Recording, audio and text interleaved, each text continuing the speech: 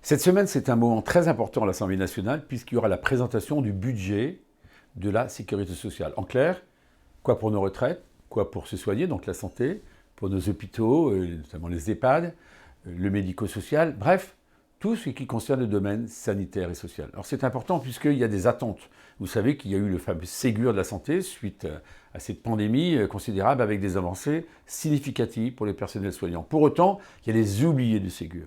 Parmi les oubliés du Ségur, il y a deux catégories. Tout d'abord, ceux qui sont dans le médico-social, ceux-là n'ont eu aucune revalorisation, et puis les fameux aides à domicile, tous ceux qui contribuent à mieux soulager, aider, assister nos aînés au quotidien. Là, dès le 1er octobre, il y aura une augmentation de 15% de leur rémunération. On doit aider ce secteur qui est pourvoyeur d'emploi. On doit aider ce secteur qui est porteur d'avenir. On doit aider ce secteur puisque aussi c'est l'affection, c'est le soin qu'on doit apporter aux nôtres, à ceux qui sont autour de nous. Donc je serai extrêmement vigilant. De même que les soins palliatifs, on devrait avoir des annonces de création de soins palliatifs majeurs. Par exemple, en Eure-et-Loire, il n'y a pas d'unité de soins palliatifs en dehors d'unités mobiles.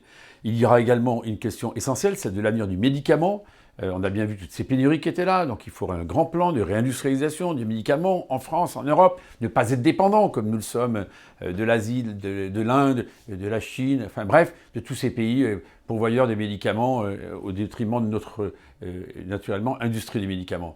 Donc ce sont des questions comme celle de la désertification médicale qui sera traitée, pour laquelle vous savez que je suis très en pointe.